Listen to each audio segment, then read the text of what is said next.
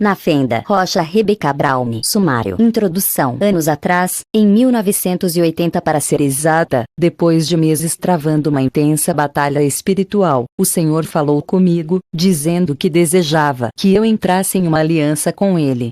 Os termos dessa aliança foram os seguintes. Deus queria que eu desse a Ele permissão para me usar da maneira que quisesse como instrumento seu em oposição direta a Satanás e seu reino.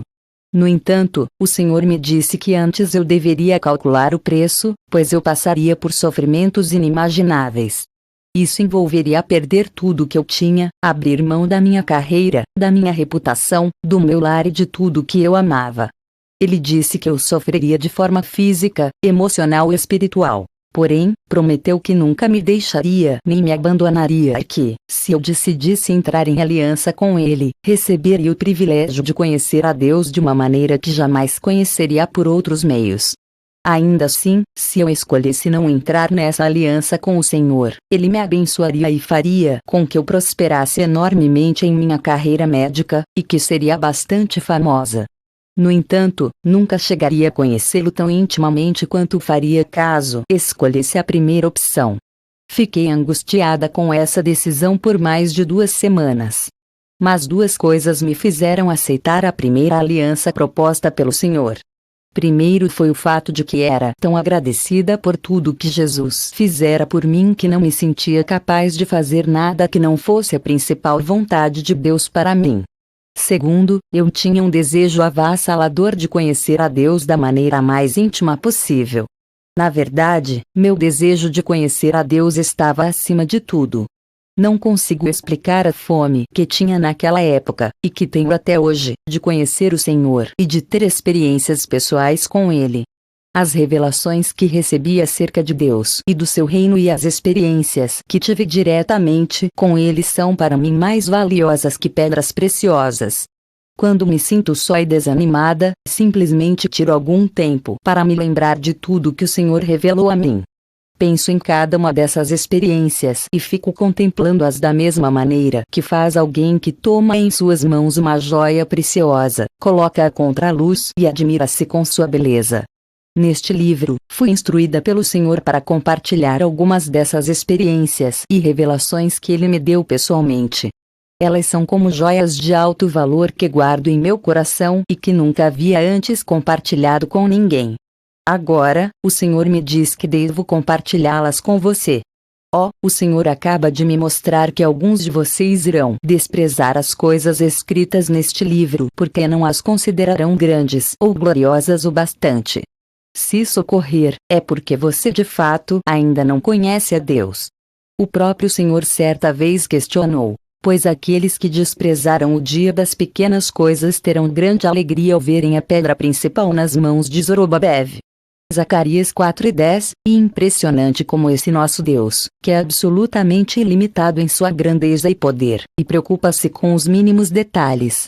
Toda a criação é um testemunho disso. Apenas nós, os humanos, desejamos coisas grandes, às vezes tão grandes demais para nós que acabamos estragando tudo por causa das nossas limitações e da nossa natureza pecaminosa. Isso me faz lembrar de uma passagem do livro de Isaías, que é um dos meus favoritos da Bíblia porque Deus revelou muito de sua pessoa através desse livro. Sempre que o leio, peço ao Senhor, Deus, por favor, revela-te a mim. Quero conhecer mais da tua grandeza. Por fim, um dia o Senhor me deu a seguinte resposta: Não, filha. Não compartilharei mais com você da minha grandeza. Mas por que não, Senhor? Perguntei. Eu quero mesmo te conhecer. Todo meu ser deseja isso. Então o Senhor respondeu: Se eu realmente mostrasse a você o quanto sou grandioso, sua fé tropeçaria. Você consideraria ser impossível crer que eu pudesse amá-la ou me interessar por você, uma vez que se verá como um grão de areia absolutamente pequeno e insignificante em comparação a mim. Como é impressionante e maravilhoso que esse ser absolutamente ilimitado não possa ser totalmente compreendido por nossos pensamentos e sentimentos. Ele é muito maior que a nossa limitada capacidade de compreensão. Ele é ilimitado e nós somos limitados. Sim, Ele compreende nossas limitações melhor do que nós mesmos. Sei que durante toda a eternidade teremos o prazer infinito de sempre aprender algo novo a respeito de Deus. Ele é tão grande que jamais seremos capazes de conhecer tudo a seu respeito. Cada um deles tinha 6 asas e era cheio de olhos, tanto ao redor como por baixo das asas. Dia e noite repetem sem cessar: Santo, Santo, Santo é o Senhor, o Deus Todo-Poderoso, que era, que é e que há de vir. Apocalipse 4:8. Para ser sincera com você, eu costumava meditar sobre esse versículo e questionar: essa será uma existência um tanto entediante, passar a eternidade inteira simplesmente repetindo a mesma coisa o tempo todo, sem parar. Quero dizer, isso até o dia em que, ao ler as Escrituras, o Senhor falou o seguinte comigo: você sabe por que essas 4 criaturas estão proclamando continuamente a mesma coisa dessa forma? Não, Senhor. Realmente não faço ideia. Toda vez que declaram Santo, Santo, Santo, elas o fazem porque acabam de conhecer algo novo a respeito da minha pessoa. Toda vez que recebem uma nova revelação sobre mim, ficam tão maravilhadas, cheias de temor e impressionadas que tudo o que conseguem fazer é se prostrar e clamar: Santo. Foi por isso que lhes dei tantos olhos, para que pudessem ver mais de mim. Por toda a eternidade, escolhi dar a elas o prazer de ver sempre algo novo sobre mim. Não há nada de repetitivo ao declararem Santo, Santo, Santo. Pelo contrário, trata-se de uma reação diante de algo totalmente novo, intenso e revelador. E suas declarações são completamente espontâneas. Elas se renovam e se atualizam a cada momento. Puxa! Como existem coisas nas Escrituras que não apreciamos ou que não entendemos até que Deus diretamente nos mostre o que querem dizer. Oro para que as revelações que recebi e que compartilho ao longo deste livro encorajem você, ajudem a despertar em seu coração um fogo por conhecer mais a Deus e façam do seu maior objetivo na vida conhecer ao Senhor. Nada agrada mais a Deus do que isso. Ele quer que seja de nossa vontade querer conhecê-lo e tem prazer em se revelar a nós. E à medida que você for avançando nessa jornada, não deixe de apreciar e de valorizar o que para você, à primeira vista capítulo 1, Deus se revela na criação. Desde bem menina, Deus despertou em mim um imenso amor por sua criação, em especial pelo seu reino animal. Acredito que o Senhor despertou isso em mim sabendo, antes mesmo de ser concebida, que eu entraria em aliança com Ele. O Senhor escolheu mostrar a mim algumas coisas maravilhosas sobre Ele por meio de sua criação. Afinal de contas, o próprio apóstolo Paulo escreveu: portanto, a ira de Deus é revelada dos céus contra toda a impiedade e injustiça dos homens que suprimem a verdade pela injustiça, pois o que de Deus se pode conhecer é manifesto entre eles, porque Deus lhes manifestou. Pois, desde a criação do mundo os atributos invisíveis de Deus, seu eterno poder e sua natureza divina, têm sido vistos claramente, sendo compreendidos por meio das coisas criadas, de forma que tais homens são indesculpáveis. Romanos 1:18, 20. A própria criação é um testemunho para nós da realidade e do caráter de Deus.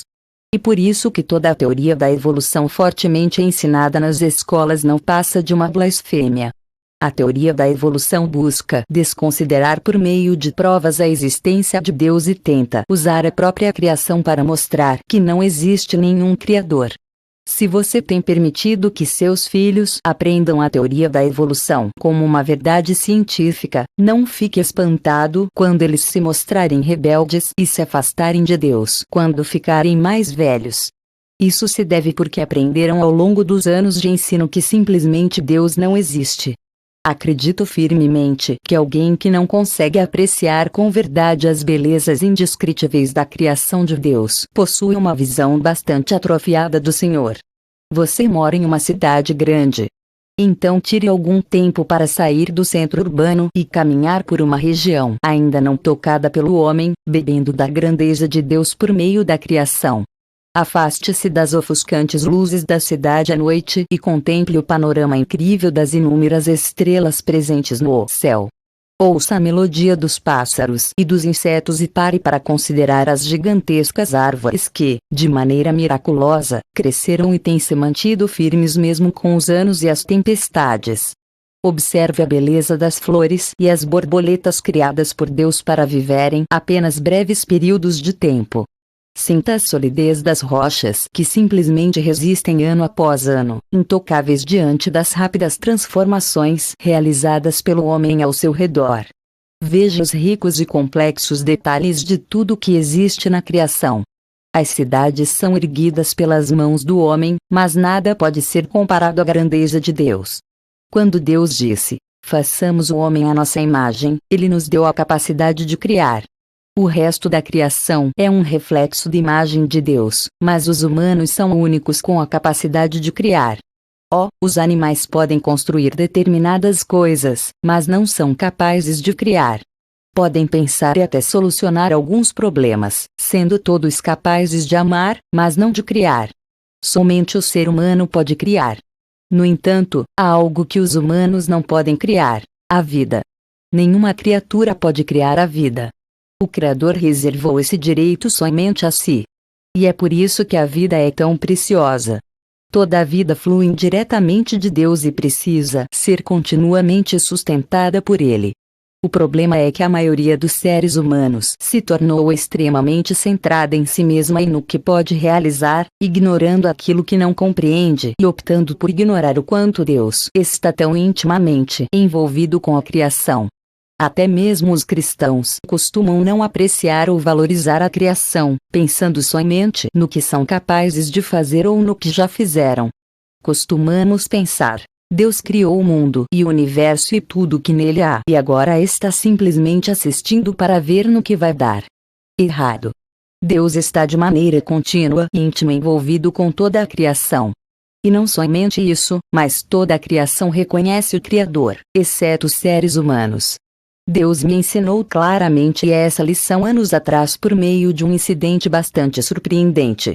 Como resultado por ter sido criada para ser amante da criação de Deus, sempre desejei viver no campo.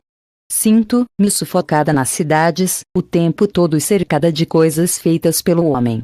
Nunca me sinto verdadeiramente feliz ou contente a menos que esteja no campo, onde não consigo ver nenhuma casa por perto nem ouvir o som de outras pessoas.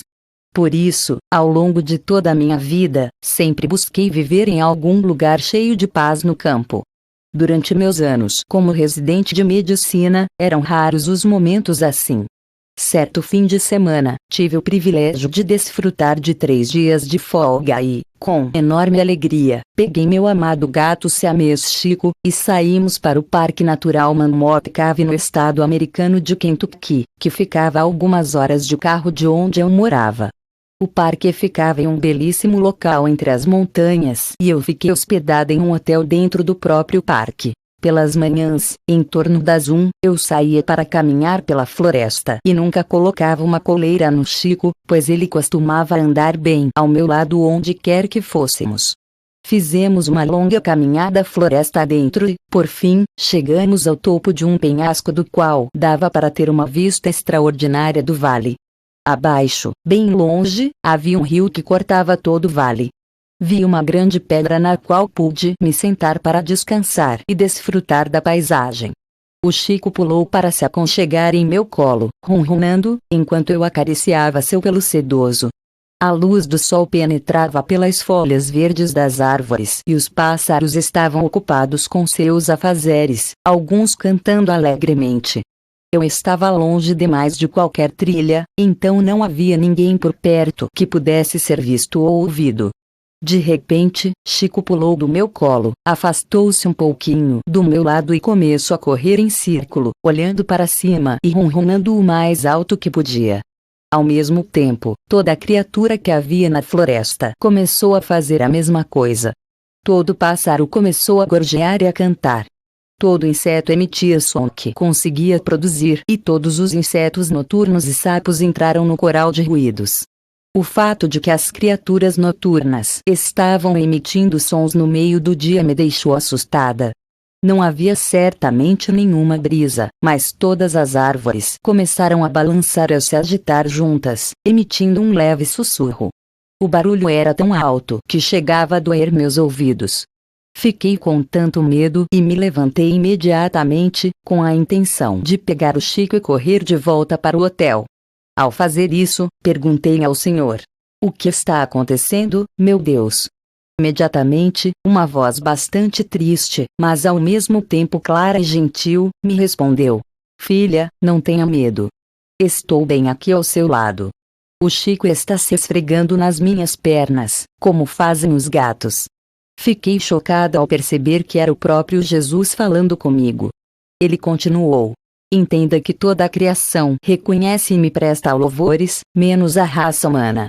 Aqueles a quem mais dei e amei são justamente os que menos me reconhecem.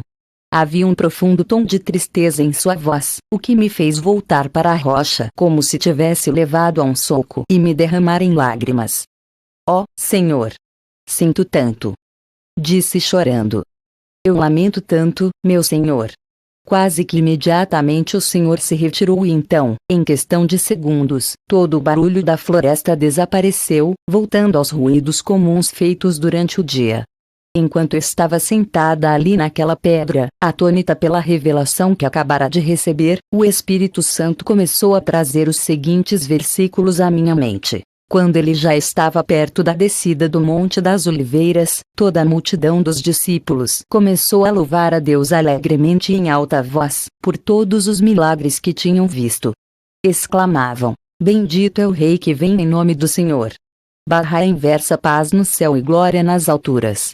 Alguns dos fariseus que estavam no meio da multidão disseram a Jesus: Mestre, repreende os teus discípulos. Eu lhes digo, respondeu ele, se eles se calarem, as pedras clamarão. Lucas 19, 37, 40. Vocês sairão em júbilo e serão conduzidos em paz. Os montes e colinas irromperão em canto diante de vocês, e todas as árvores do campo baterão palmas. Isaías 55, 12. Tudo o que tem vida louve o Senhor. Aleluia. Salmo 150, 6. Onde você estava quando lancei os alicerces da terra? Responda-me, se é que você sabe tanto. Quem marcou os limites das suas dimensões? Talvez você saiba. E quem estendeu sobre ela a linha de medir? E os seus fundamentos, sobre o que foram postos? E quem colocou sua pedra de esquina, enquanto as estrelas matutinas juntas cantavam e todos os anjos se regozijavam? Jó 38, 4, 7. Depois disso a palavra do Senhor veio a Elias. Saia daqui, vá para o leste e esconda-se perto do riacho de Quente, a leste do Jordão. Você beberá do riacho, e dei ordens aos corvos para o alimentarem lá. E Reis 17, 2, 4. Toda a criação conhece o Criador e lhe presta louvores e obediência, exceto a raça humana. A palavra de Deus nos diz que até mesmo as pedras, as árvores e as montanhas são capazes de declarar louvores ao Senhor. Certamente os pássaros e os animais também conseguem fazê-lo. Só porque os animais e os pássaros não podem utilizar a nossa linguagem verbal para se comunicar conosco, não paramos para pensar que talvez eles consigam e falem de fato com Deus. O Senhor falou aos corvos e eles ouviram e obedeceram a ele, levando comida a Elias. Estou quase certa de que o Senhor não tenha falado a eles em nossa língua, nem em hebraico. Não, ele falou com eles em corvês, ou seja, em uma linguagem que somente os corvos poderiam compreender. Vemos em Números 22 e 28 que então o Senhor abriu a boca da jumenta, e ela disse a Balaão / reação diante de tudo que havia naquela floresta. E a presença verdadeira de Jesus naquele dia deixou claro para mim a realidade da interação contínua de Deus com sua criação. Eu não compreendia isso plenamente até então. Quando meu gato Chico viu o Senhor, ele imediatamente começou a fazer tudo o que podia para lhe prestar louvores. Ele pulou do meu colo e foi-se enroscar nas pernas de Jesus, contemplando sua face e louvando ronronando o mais alto que podia. Cada pássaro e inseto na floresta cantava e declarava louvores ao Senhor. Até mesmo as árvores batiam palmas para Deus. Não havia qualquer brisa, mas os ramos das árvores todos se batiam, fazendo o máximo de barulho que podiam. Aprendemos desde a mais tenra infância que todas as criaturas da criação operam segundo o que chamamos de instinto. Acreditamos que esse conhecimento simplesmente faz parte de sua composição, nunca parando para pensar que talvez elas simplesmente estejam agindo em resposta às instruções e diretrizes que recebem do Senhor diariamente, a cada momento. Não muito depois dessa experiência na floresta, tive a oportunidade de assistir a cerca de 10 minutos de um programa de televisão sobre a migração do salmão. Esse peixe migra cerca de 5.000 quilômetros de volta no oceano até onde eclodiu de seus ovos para depositar ali seus próprios ovos e reproduzir. O comentarista falava sobre o instinto surpreendente desse peixe que era capaz de guiá-lo por uma distância tão grande de volta ao local onde havia eclodido. De repente, o Senhor me disse o seguinte: a migração do salmão não acontece por causa do instinto. E a minha mão que os guia e direciona-o todo o tempo. Pois nele foram criadas todas as coisas nos céus e na terra, as visíveis e as invisíveis, sejam tronos ou soberanias, poderes ou autoridades. Todas as coisas foram criadas por ele e para ele. Ele é antes de todas as coisas, e nele tudo subsiste. Colossenses 1:16, 17, esse trecho bíblico diz: nele tudo subsiste. O verbo subsistir significa manter ou sustentar tudo junto.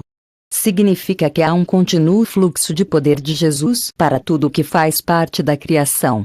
Nada poderia sobreviver ou respirar sem esse contínuo fluxo de poder do Criador. Deus continuamente permite com que tudo na criação exista e viva, além de manter constante direcionamento e comunicação.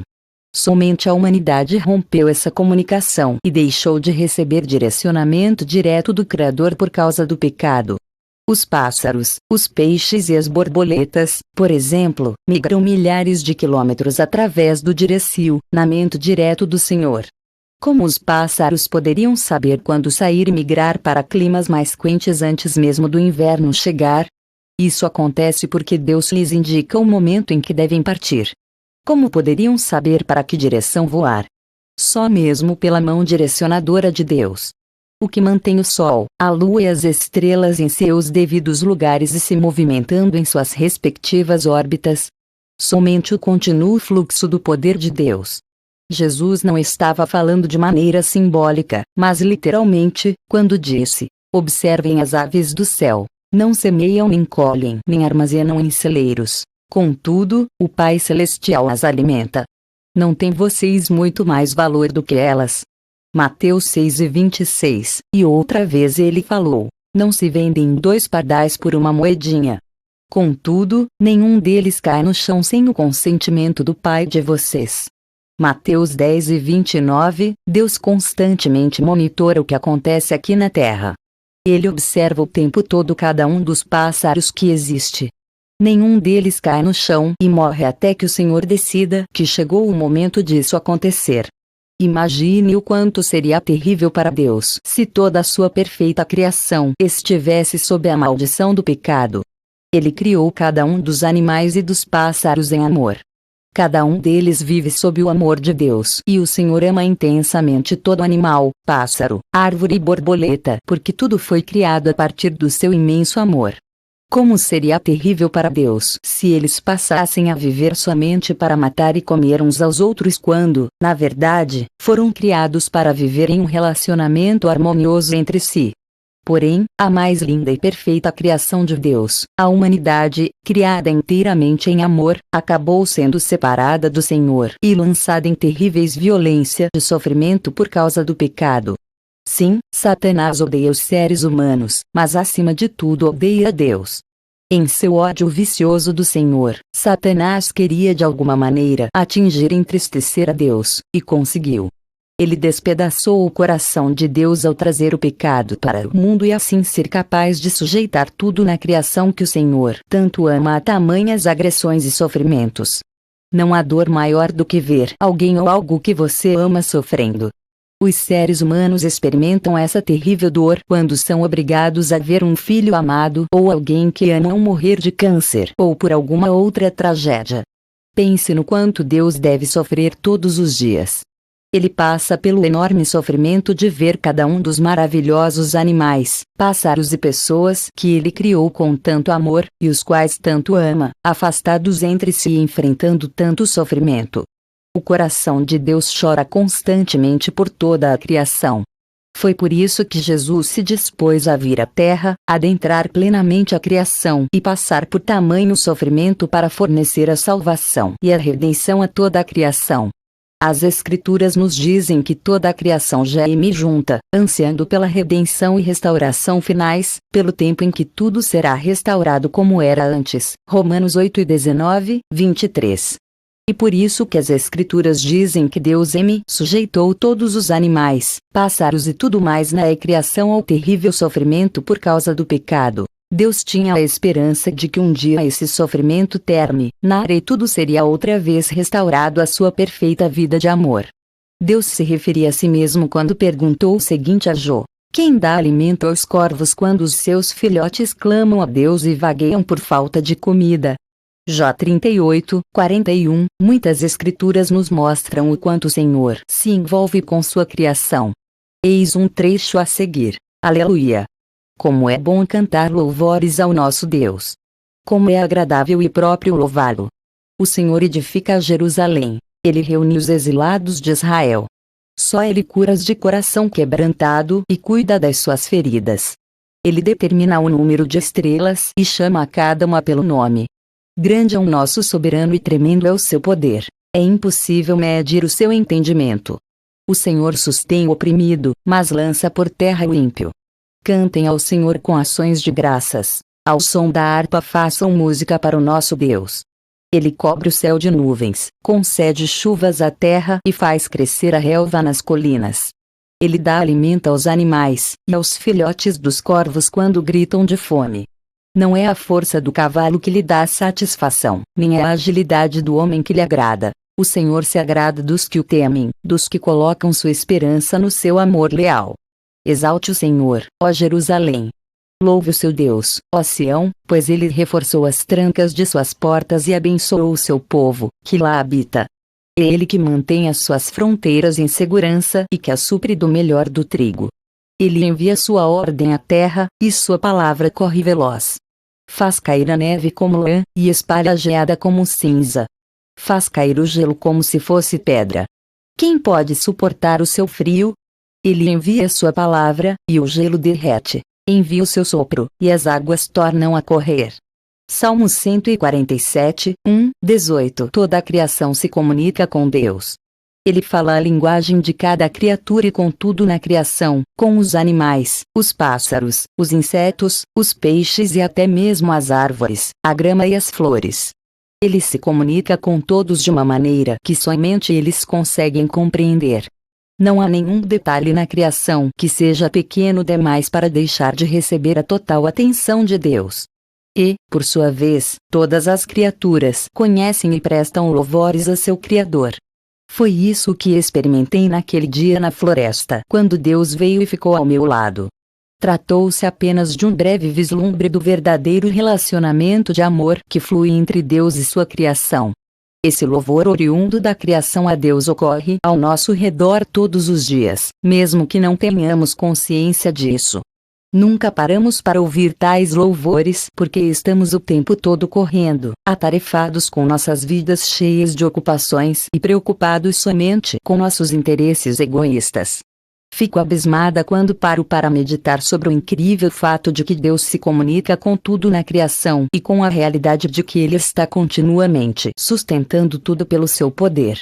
Quando contemplo a beleza da aurora ou do crepúsculo, reflito sobre a absoluta estabilidade e consistência do seu caráter demonstrado no simples fato de que, todas as manhãs, sem falha, o sol se levanta para iluminar outra vez nosso dia. Ao considerar a total confiabilidade de que a próxima estação sucederá à atual, perco o fôlego perante a grandeza da criação. E, assim como as criaturas no céu diante do trono de Deus, simplesmente consigo abaixar a cabeça e declarar: Santo. Sobre a Nova Jerusalém, como escrevi anteriormente, por toda a minha vida desejei viver no campo. Na verdade, o desejo de morar no campo sempre fora tão intenso em mim que chegava a ser uma dor em meu peito. Não conheço nenhuma outra forma melhor para descrever a intensidade desse desejo. Desde minhas mais tenras lembranças, recordo-me de apoiar-me na janela do meu quarto e observar os ramos de uma enorme árvore que crescia em frente à nossa casa.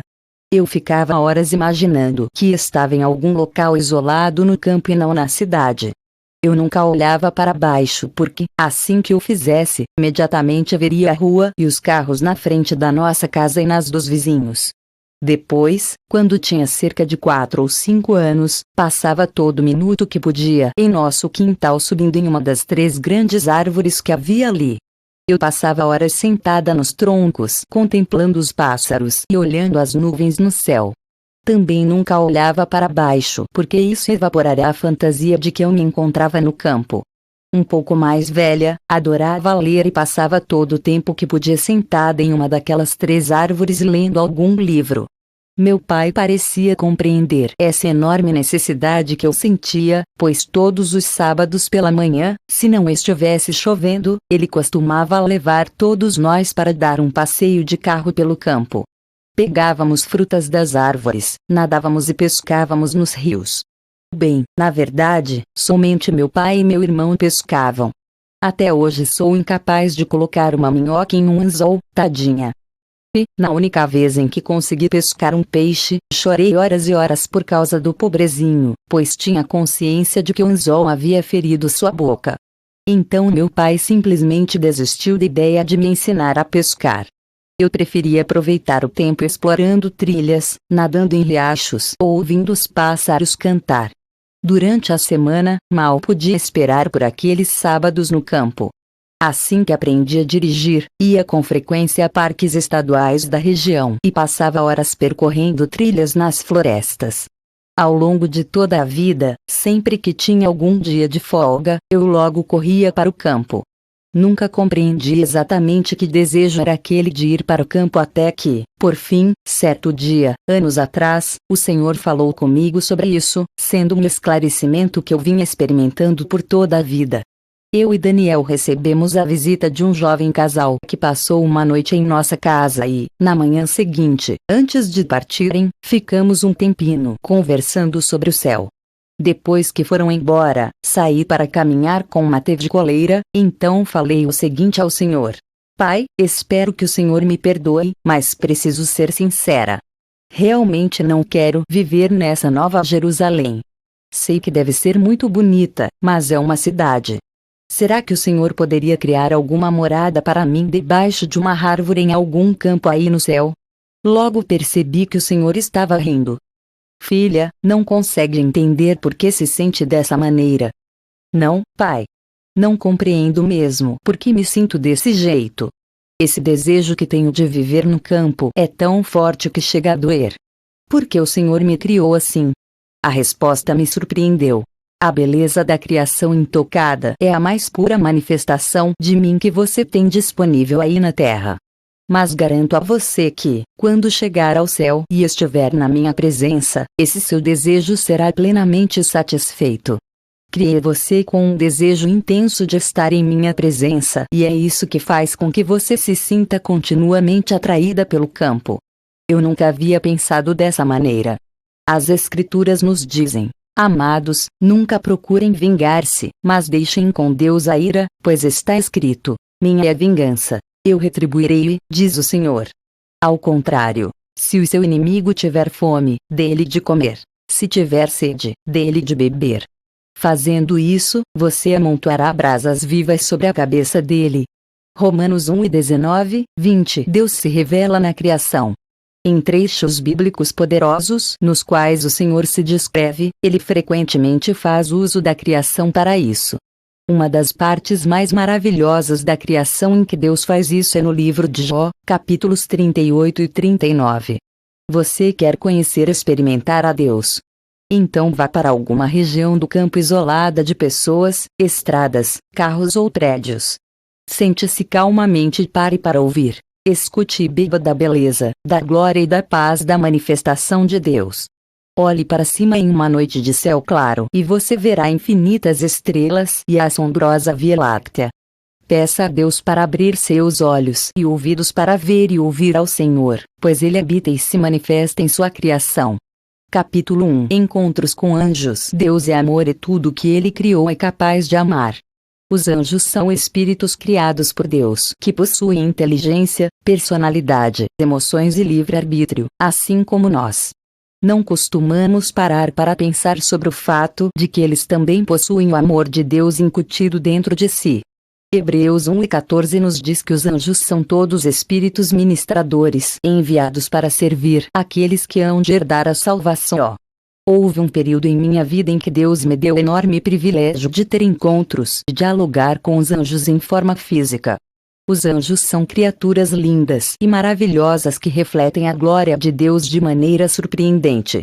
Sempre ficava abismada com a beleza e o esplendor deles em cada um desses encontros, mas nunca havia parado para pensar no quanto possuem dentro de si do amor e da compaixão de Deus até que uma determinada experiência aconteceu. Eu sempre tive muitos animais de estimação, principalmente gatos. Amo os gatos acima de todos os outros animais que Deus criou.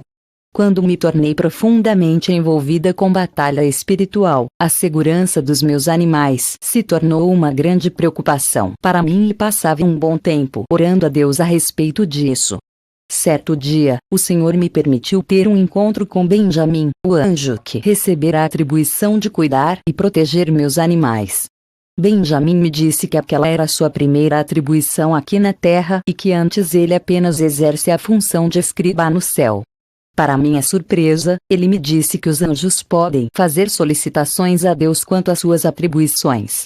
Ele havia solicitado a oportunidade de vir à terra, então Deus lhe deu a atribuição de cuidar dos meus animais. Benjamin me disse que ele não era capacitado a dialogar com seres humanos e que aquele era o primeiro contato que ele estava tendo com um ser humano. Eu lhe disse o quanto apreciava o seu trabalho de cuidar dos meus amados bichinhos. Nosso contato foi breve. Cerca de um ano depois, mudei-me para o interior, onde dei início à prática da medicina em uma pequena cidade no meio oeste dos Estados Unidos. O Senhor abrira as portas para que eu me mudasse para uma linda casa de fazenda com cerca de 15 acres de terra em meio a uma zona rural. Minha propriedade tinha como um de seus limites uma estrada com pouco tráfego, mas quem passava por ali gostava de atravessar a toda velocidade. Naquela época, eu tinha uma gatinha chamada Mary, a qual eu amava muito. Mary adorava sair de casa para caçar ratos e correr atrás de borboletas. Ela passava muito tempo no celeiro da propriedade e Mary logo fez amizade com uma égua que eu também tinha chamada Juliette. Em um determinado dia de verão, fiquei chocada e profundamente triste ao encontrar Mary morta na estrada que ficava em frente ao meu terreno. Certamente ela fora atingida por um carro. Quando fui pegá-la, fiquei surpresa ao ver que ela estava deitada de lado, esticada como se estivesse dormindo. Seu corpo não estava largado ou atirado como ficam o dos animais atingidos por carros em alta velocidade. Ela havia sido atingida na cabeça, mas o resto do corpo estava intacto. Fiquei intrigada ao descobrir que a pelagem na lateral do seu corpo estava toda molhada. Não molhada de sangue, mas de algo que parecia água.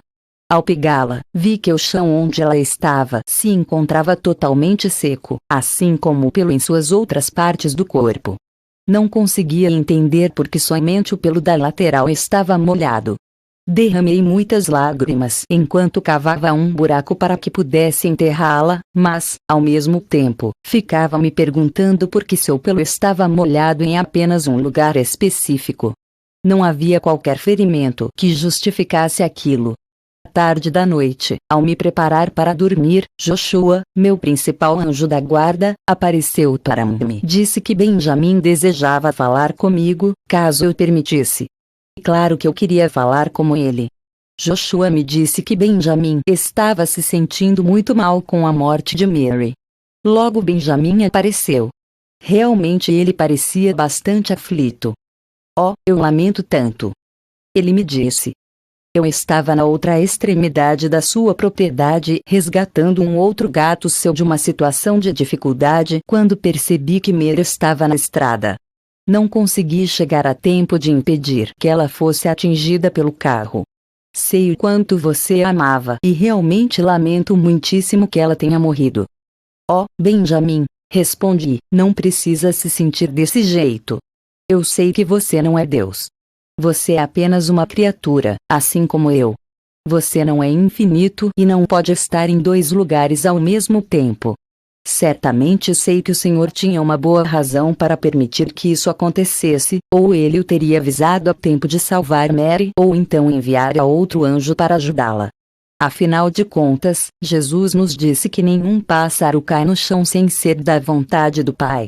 O Senhor sabia o que estava acontecendo com Mary e apenas preciso confiar que ele tinha uma razão boa suficiente para tudo o que permitiu acontecer. Então a questão do pelo molhado de Mary me veio à mente e indaguei Benjamin. Benjamin, percebi que a pelagem na lateral da Mary estava toda molhada, mas não era sangue, parecia água. Ele não fora machucada nos lados e o chão ao seu redor estava completamente seco.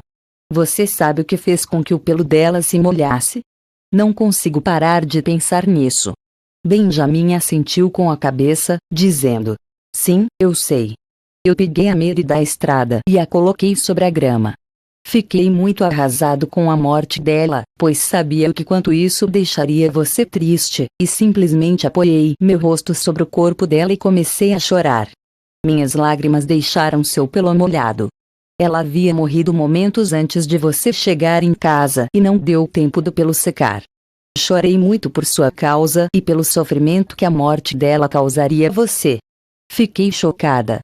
Antes desse incidente, eu não fazia a menor ideia do quanto os anjos nos amam e cuidam de nós. O amor de Deus está em tudo que Ele cria. Como é terrível o efeito do pecado sobre toda a criação. O pecado interrompeu o fluxo do amor de Deus, o qual Ele originalmente planejou que fluísse por toda a criação. Anos depois, novamente o Senhor me deu outra oportunidade de ver o quanto seu amor fluía através de seus anjos. Há 13 anos, Deus criou um gato muito especial para mim. Matev nasceu em nossa casa e ficamos totalmente ligados a ele desde quando tinha apenas 3 semanas de vida. Por 13 anos, Matev ministrou o mais puro amor de Deus para mim. Ele adorava andar de carro e viajava comigo sempre. Nunca tive uma ligação tão forte com qualquer outro animal como tive com Matev. Então, há 6 meses, Matev ficou doente de repente e o Senhor o levou para casa. Eu ainda estou em um profundo processo de luto e lutando para superar sua perda. Eu estava ministrando na Flórida quando Matev morreu. Enquanto ainda estava na Flórida, o Senhor enviou um anjo para falar com meu marido, Daniel. Temos uma gata chamada Dara que, na época, estava prenha fazia pouco tempo. Seus filhotes seriam da mesma raça do Matev e o anjo disse a Daniel que o Senhor sabia que iria em breve levar Matev para casa e, por isso, ele havia decidido criar um outro gato especialmente para mim que, por fim, seria tão ligado a mim quanto Matev. O anjo também disse a Daniel que, conforme o Senhor havia declarado nos céus, muitos anjos haviam peticionado para participar desse processo de trazer o novo gatinho para mim. Os anjos haviam se reunido e com cuidado carregaram a nova vidinha do céu para a terra e a implantaram no corpo de Dara. O anjo instruiu Daniel que o gatinho deveria receber o nome de Michael e que seria o primeiro filhote a sair de Dara.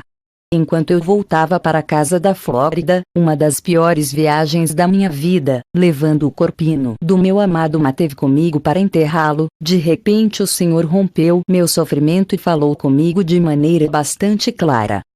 Filha, você não faz ideia de quantos anjos choraram com você quando trouxe Matev para casa e quero que você saiba que, há 3 semanas atrás, houve uma enorme procissão de anjos escoltando uma nova vida, um novo gatinho, que se chamará Michael, das minhas mãos até a terra para que fosse implantado em Dara. Não entendo, Senhor, respondi. Por que tantos anjos se envolveriam nesse processo de trazer Michael ao mundo? Meus anjos sabem de tudo o que se passa na terra, filha. Eles observam tudo e conversam sobre tudo. Eles amam as pessoas de todo o coração. Até mesmo aqueles que não estão envolvidos diretamente com sua vida têm grande interesse por você, Rebeca. Todos a amam e ficaram muito tristes por causa do seu sofrimento em relação ao Matev. E por isso que muitos deles quiseram participar da entrega do Michael para você, e permitir que fizessem isso. Satanás sabe que um dos filhotes de Dara será um presente especial de mim para você, então fará tudo o que puder para matar Dara antes que os gatinhos nasçam. Meu arcanjo Miguel me pediu para ser o guardião de Dara até que os filhotes nasçam. Atendi sua petição por isso você terá um novo gatinho chamado Michael, Miguel, em honra ao seu incansável serviço por você. Michael nasceu 5 semanas depois da morte de Matev. Como previsto, o primeiro filhote de Dara fora um macho, Michael, e seu segundo filhote, uma fêmea. Devo admitir que foi muito difícil me apegar ao Michael no começo, pois eu ainda sentia muito a perda do Matev. No entanto, como agora ele já está grande o bastante para viajar comigo, estamos ficando mais ligados. Michael tem exatamente a mesma aparência que Matev, mas possui uma personalidade bastante diferente. Não sou capaz de dizer o quanto me senti tocada ao saber o quanto os anjos nos amam e cuidam de nós. Toda essa experiência me mostrou um nível muito mais profundo do quanto Deus implantou o seu amor em tudo que Ele cria. Compreendi isso ainda muito mais pouco depois da morte de Matev, quando perguntei se eu havia tornado Matev um ídolo em minha vida por causa do enorme sofrimento que estava tendo com sua perda. Queria me arrepender disso, se fosse o caso. Mas o pai imediatamente me disse: não, filha. Você não fez do Matev um ídolo em sua vida. Como animal, Matev não tinha pecado, assim, eu o usava como um canal direto para transmitir meu amor a você. Fiz isso sem usurpar ou mudar sua personalidade, no entanto. Foi por isso que ele ministrou tanto a você.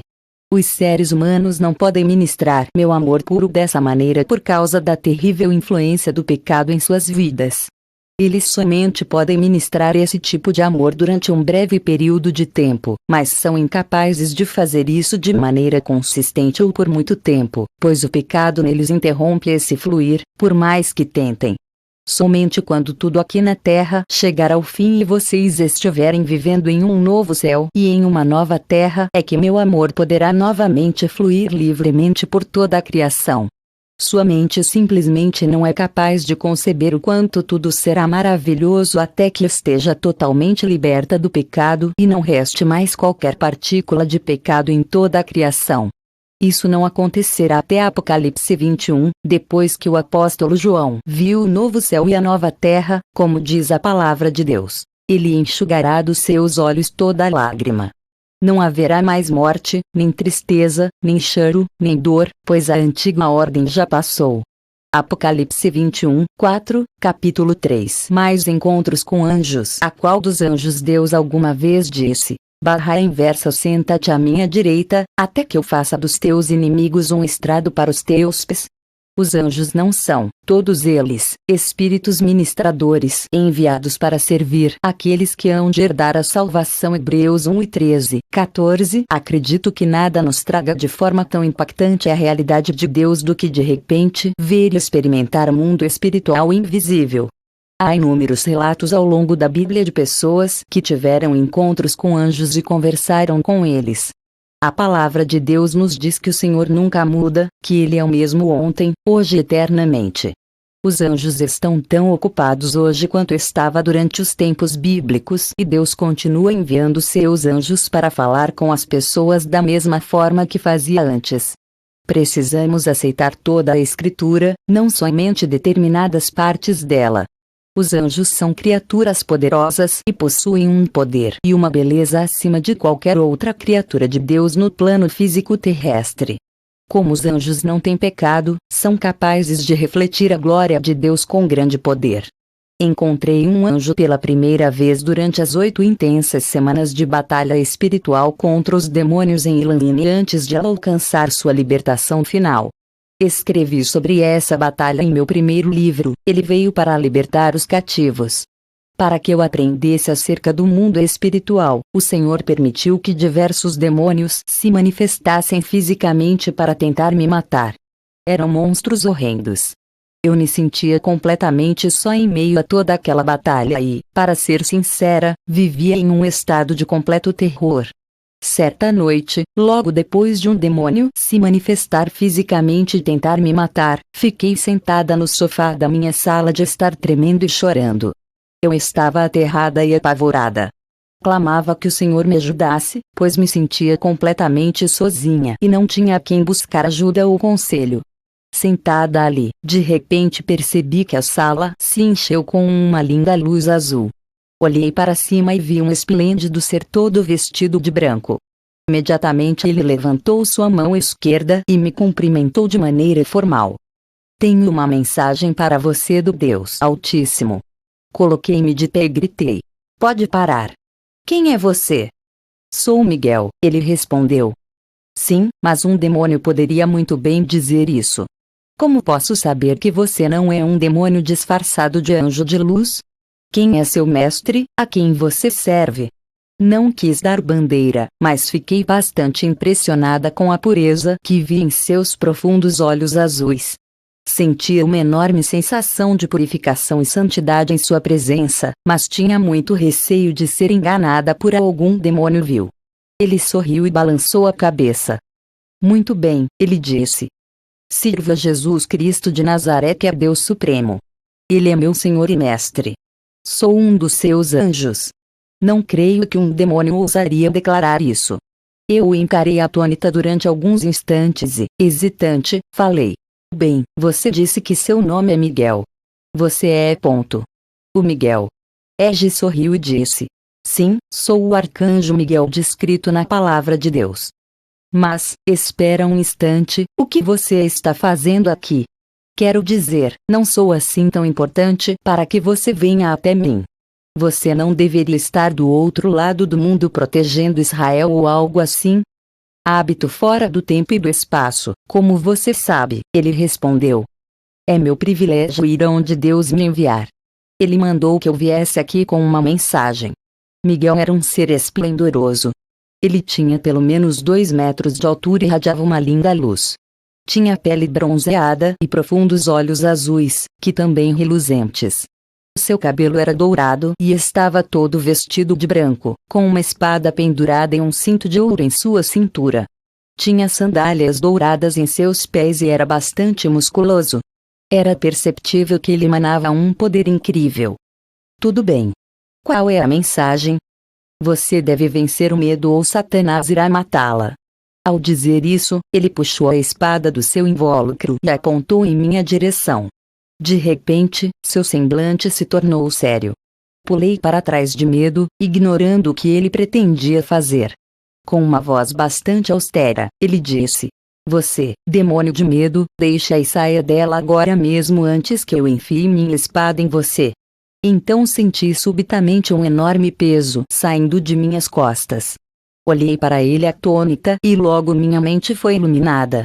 Oh, exclamei, então todo esse pavor que eu vinha sentindo na verdade vinha de um demônio? Sim, ele disse. Havia há algum tempo um demônio de medo preso em você. Você precisa repreender o medo e se livrar dele. Quando os demônios atacam e tentam matá-la, você jamais deve se entregar ao medo. Será derrotada, se assim fizer. Ele continuou. A principal arma de Satanás é o medo. Os demônios de medo podem injetar emoções de medo mesmo não estando em você. Deus Pai diz que você precisa criar o hábito de sempre pedir que Ele renove toda a sua armadura sobre você, diariamente. Isso a protegerá de muitos ataques demoníacos. Você está falando da armadura descrita em Efésios 6, sim, essa mesma. Oh, sempre pensei que se tratasse somente de uma armadura simbólica. Também é, respondeu Miguel. Mas se trata também de uma armadura real e literal colocada sobre seu espírito. Compreendi que, em sua grande misericórdia, o Senhor havia me dado 2 chaves para alcançar a vitória na batalha espiritual que estava sendo travada em minha vida. Muito obrigada por vir trazer a mensagem, Miguel, eu disse. Ele assentiu com a cabeça e sumiu. Esse primeiro contato fora breve, mas me trouxe um enorme encorajamento. Como podemos perder com seres tão poderosos e gloriosos sendo enviados por Deus para nos ajudar? Tive o privilégio de falar com Miguel em diversas ocasiões. Também conheci Gabriel certa vez, além de Joshua, meu principal guardião, o qual encontrei diversas vezes. Descrevi um dos meus encontros com Benjamin, o anjo que cuidava dos meus animais de estimação, no capítulo anterior. Mais tarde, depois de ingressar na carreira médica, descobri que os anjos possuem um maravilhoso senso de humor. Bem, por que não? Quando paramos para pensar, Deus certamente também tem senso de humor e deu isso a nós, então por que não teriam os anjos o mesmo? Quando dei início à prática da medicina, mudei-me para o interior. Estávamos sob intenso ataque por parte de satanistas e, para nossa proteção, comprei um cão pastor alemão adulto. Eu o chamei de Miguel em homenagem ao arcanjo. Pouco tempo depois de trazê-lo para casa, tive de deixar Elaine sozinha em nosso lar com sua filha para ir atender a um chamado médico determinada noite. Ela estava com medo de ficar sozinha, então, como precisei sair, ela colocou o Miguel para dentro de casa, trancou-se em seu quarto e o deixou de guarda no corredor. No entanto, Miguel nunca havia estado dentro de casa antes e não fora domesticado nesse sentido, então ele ficou bastante tenso ao ser colocado em um local estranho e, como resultado, ele teve uma terrível diarreia por toda a casa. Que bagunça! Levei muitas horas para limpar tudo quando voltei. No dia seguinte à noite, enquanto eu andava do lado de fora da propriedade, de repente o arcanjo Miguel apareceu ao meu lado. Ele olhou para baixo, pois era muito alto, e disse: "Estou errado ou você colocou o meu nome em um cachorro?" Olhei para cima, tentando obter alguma dica de como ele se sentia em relação a isso e então percebi que talvez o tivesse ofendido. "Sim", eu disse. "Algum problema? Mas um cachorro? Por que você deu a um cachorro o meu nome?" Não sei explicar, mas de repente fiquei tão nervosa que tudo o que consegui fazer foi rir. Depois de lutar para tentar ficar séria, disse: "Eu queria prestar honra a você, Miguel. Eu peguei para nos proteger e não pude pensar em um nome melhor. Mas tem uma coisinha." E comecei a gargalhar com o que estava pensando. "O que foi?" ele perguntou intrigado. Espero que sua reação seja diferente da dele quando está tenso. O arcanjo ficou me olhando sem entender o que eu queria dizer até que lhe caiu a ficha. Uma série de emoções começou a refletir em seu semblante até que ele mesmo conseguiu achar graça e explodiu em gargalhada. Não pude mais me conter e caí junto na risada. Miguel ria tanto que começou a lacrimejar. "O pai falou que você me surpreenderia", ele disse. E então desapareceu. Depois que ele foi embora, e eu consegui recuperar o fôlego, falei: "Senhor, que bom que ele conseguiu ver o lado engraçado disso. Detestaria deixar o arcanjo Miguel aborrecido comigo. Acho que não seria muito inteligente." No entanto, depois dessa experiência, não pude resistir em provocar os anjos que vinham conversar comigo. Eu realmente adorava o senso de humor deles. Era maravilhoso poder rir com os anjos. Conheci o arcanjo Gabriel no fim das 8 terríveis semanas de batalha contra os demônios em Elaine. Estava exausta e desgastada com toda aquela batalha, com o coração entristecido com todas as coisas horríveis que estavam acontecendo em minha vida devido às inúmeras tentativas de Satanás de me destruir. Certa noite, eu estava sentada chorando quando, de repente, percebi que não estava sozinha. Abri os olhos e somente vi a cor branca. Ao levantar a cabeça, descobri que estava chorando no ombro de um anjo e seu braço me envolvia de maneira bastante reconfortante. Sorri e ele me disse que se chamava Gabriel, o mesmo anjo que fora enviado por Deus para perguntar a Maria se ela estaria disposta a dar à luz Jesus. Gabriel me disse que toda vez que um filho de Deus chora e está com o coração entristecido, o Senhor envia um anjo para consolá-lo e colher suas lágrimas. Nós não os vemos nem sentimos, mas eles sempre estão presentes. Lembre-se do que Davi escreveu em um salmo: "Registra, tu mesmo, o meu lamento, recolha as minhas lágrimas em teu odre. Acaso não estão anotadas em teu livro?" Salmo 56, 8. Havia uma gentileza em Gabriel que era bem diferente da seriedade de anjos guerreiros como Miguel ou Joshua. Por causa disso, ousei perguntar a ele: Gabriel, o pai me permitiria conversar com você por alguns instantes. Ele sorriu com doçura e disse: Sim, filha. Posso ver que está cheia de perguntas. O que gostaria de saber? Hesitante, estiquei o braço para tocar em sua túnica. Era tão linda. O material era bem macio, com uma textura que parecia veludo, mas ao mesmo tempo tinha um brilho de seda. Sua túnica é tão linda. Nunca vi material como este aqui na Terra. Do que é feita? É feita de uma planta que cresce somente no céu, parecida com a que produz o linho com o qual vocês tecem suas vestes aqui na Terra. Anjos especiais utilizam esse material para tecer suas túnicas. Ela parece bastante macia, mas é também bastante forte e resistente. Ele chegou a me dizer o nome da planta, mas não consigo me lembrar, pois estava em linguagem celestial. Suas asas também são tão lindas. Posso tocá-las, ou isso seria muita grosseria? Perguntei. Não, vá em frente, ele disse. Movi o braço e com cuidado toquei em suas asas. Gabriel era tão alto quanto Miguel e suas asas eram grandes e espessas, com cerca de 8 centímetros de espessura. Oh, suas asas são como uma mistura de couro e pluma, ao mesmo tempo. Não vi asas em Miguel, observei. Miguel tem asas às vezes, disse Gabriel. Deus dá asas aos anjos guerreiros quando eles precisam delas nos campos de batalha. As asas permitem que se movam com maior rapidez e mantenham o equilíbrio enquanto lutam. Ao sentar e conversar com Gabriel, o céu se tornou bastante real para mim, de uma maneira que nunca havia experimentado antes. Gabriel me disse que ele havia se comunicado com os seres humanos mais do que os outros anjos por ser o principal mensageiro de Deus. Achei ele também muito mais fácil de conversar do que qualquer outro anjo com quem falei, talvez porque irradia amor, gentileza e simpatia de maneira singular. Ele também parecia compreender melhor o que eu dizia, enquanto os outros anjos costumavam parar e olhar para o vazio durante alguns instantes a fim de receber do Senhor alguma explicação mais clara do que eu havia dito. Não me lembro de Miguel fazer isso, no entanto, ele parecia ter tanta habilidade de comunicação com os humanos quanto Gabriel, porém não irradiava a mesma simpatia que eu sentia com Gabriel. Ele costumava ser muito austero. Certamente, por ser um guerreiro, Miguel talvez tenha uma perspectiva das coisas de forma bem diferente que Gabriel. Cada anjo tem uma personalidade única. Benjamin parecia muito tímido. Não falava muito e me contou que nunca havia conversado com um ser humano antes de me encontrar.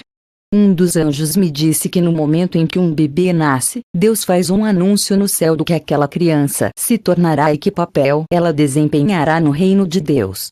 Os anjos podem fazer petições a Deus para se tornarem os guardiões especiais de uma criança em particular a partir do momento do seu nascimento.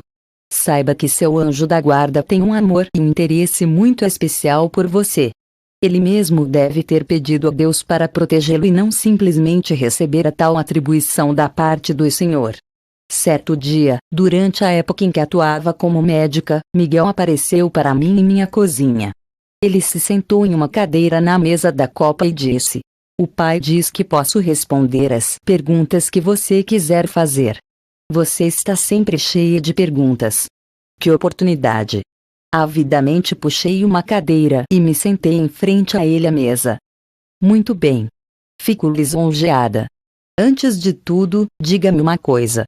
Aqui no plano físico, somos compostos de elementos que chamamos de partículas subatômicas, átomos e moléculas. Os anjos e os demônios possuem corpos espirituais, correto? Do que é composto o corpo de vocês? Bem, ele respondeu, tudo no mundo espiritual possui muito mais energia do que no mundo físico.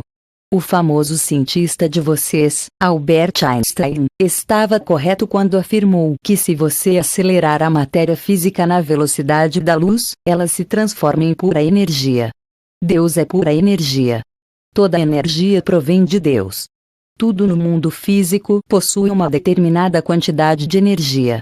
O vapor d'água, por exemplo, possui mais energia do que a água em forma líquida. Você não consegue ver o mundo espiritual com seus olhos físicos porque nossa energia está em um nível muito mais elevado e em frequências de luz que seus olhos não são capazes de detectar. Há também frequências de sons que você não pode ouvir. Certo? Percebi que quando um demônio se manifesta no mundo físico, logo que ele retorna para o mundo espiritual, a temperatura do ambiente cai tão bruscamente que até mesmo se formam placas de gelo nas janelas. Por que isso acontece? Não vejo isso acontecendo quando você desaparece e volta ao mundo espiritual. Isso é porque os anjos operam no poder do Espírito Santo. Entenda que quando um espírito, seja ele um anjo ou um demônio, se manifesta no mundo físico, todos os elementos que compõem seu corpo precisam perder energia. E como um vapor sendo resfriado, ou perdendo energia, até que se torne líquido e, caso esse processo continue, ele poderá chegar a se tornar sólido, ou seja, gelo. Quando um espírito volta para o mundo espiritual depois de uma manifestação física, uma grande quantidade de energia deve ser utilizada para que isso aconteça. E a mesma coisa que adicionar energia a um bloco de gelo, incutindo calor sobre ele, tornando-o líquido. Se continuar acrescentando energia, ou calor, o líquido irá ferver e a água se transformará em vapor. Nós, os anjos, extraímos a energia de que precisamos diretamente de Deus. Os demônios não podem fazer isso, então precisam extrair energia do mundo físico. E, ao fazerem isso, na verdade, acabam extraindo essa energia na forma de calor. E por isso que a temperatura do ambiente cai abruptamente quando um demônio sai de uma manifestação física de volta para o mundo espiritual. Então, eu disse ponderando, de alguma forma Deus deve ter limitado a quantidade de tempo que um demônio pode manter uma manifestação física. Digo isso porque, em Gênesis 6, vemos que os demônios vieram e tiveram filhos com mulheres humanas. Obviamente eles tiveram de tomar a forma física durante algum tempo para realizarem isso. A Bíblia nos diz que a descendência do acasalamento de um ser humano com um demônio andava sobre a terra antes de acontecer o dilúvio, e, depois, durante o reinado de Davi. No entanto, nunca ouvi dizer que tais criaturas continuem vivas sobre a terra nos dias de hoje. Está correto? Sim, disse Miguel. Mas você não está se atentando ao motivo. O que as Escrituras dizem que causa resistência aos demônios? Pensei por alguns instantes. Bem, o apóstolo Paulo escreve em 2 Tessalonicenses que o anticristo não receberá pleno poder, restando apenas que seja afastado aquele que agora o detém, e em Tessalonicenses 2, 3, 7. Presumo que ele esteja falando do Espírito Santo como aquele que tem detido Satanás. Você está certa. O Espírito Santo está atualmente presente e atuando sobre a terra. Quanto mais a Igreja de Cristo se alarga e se enche de poder, menos poder Satanás tem para atuar sobre o mundo. E por isso que você não vê mais filhos de demônios andando sobre a terra a partir do Novo Testamento. A presença do Espírito Santo impede que o reino de Satanás continue com esse tipo de prática. Entendo, respondi em câmera lenta enquanto minha mente fervilhava. Isso quer dizer então que quanto mais a igreja se tornar morna, mais poder os demônios poderão exercer. E por isso que nas nações do terceiro mundo, em que há poucos cristãos, os demônios exercem muito mais poder do que em nações evangelizadas. Miguel concordou com a cabeça. Você está absolutamente certa, Rebeca, ele disse. Os cristãos não percebem que a quantidade de poder que o Espírito Santo exerce aqui na Terra está diretamente relacionada à quantidade de cristãos verdadeiros existentes, cristãos sinceros em sua caminhada com Deus. Então, interrompi, as consequências de uma igreja morna é algo muito mais sério do que os cristãos podem imaginar. Quanto mais a igreja tolera o pecado, maior se torna o poder de Satanás. Exatamente, foi a resposta de Miguel. Diga-me, Miguel. Os demônios, e suponho que os anjos também, são capazes de ingressar de alguma maneira no mundo espiritual e manipulá-lo sem precisar se manifestar fisicamente. Como conseguem fazer isso? É difícil de explicar. Todos os espíritos possuem grande poder, se comparado ao poder que vocês têm no mundo físico. Eles utilizam esse poder para realizar coisas no mundo físico, tais como mover objetos, etc., sem precisar se manifestar no mundo físico para isso. Eles também são capazes de se comunicar diretamente com os seres humanos, injetando pensamentos e emoções em suas mentes. E por isso que segundo Coríntios 10:5 diz que o campo de batalha entre o mundo espiritual e o físico ocorre na mente humana. Nessa ocasião, Miguel ficou sentado conversando comigo por cerca de 1 hora. Aprendi tanto com ele. No entanto, sempre tive o cuidado de jamais pedir que qualquer anjo interpretasse as Escrituras para mim ou me dissesse qual era a vontade de Deus para minha vida. Eu sabia que Jesus nos dissera que essa era uma atribuição do Espírito Santo. Mas os anjos possuem um conhecimento bem amplo das Escrituras e podem com frequência fazer referência à palavra de Deus. Faz 20 anos que não tenho visto ou falado com nenhum anjo. Sinto imensamente a falta deles, mas Deus sabe o que faz. Sei que eles estão o tempo todo ao meu redor, no entanto. Com frequência, quando percebo que fizeram algo para me ajudar, peço ao Senhor que agradeça a eles por mim. Jamais faço qualquer tentativa de invocar qualquer anjo para vir conversar comigo, pois sei que isso também daria o direito dos demônios virem.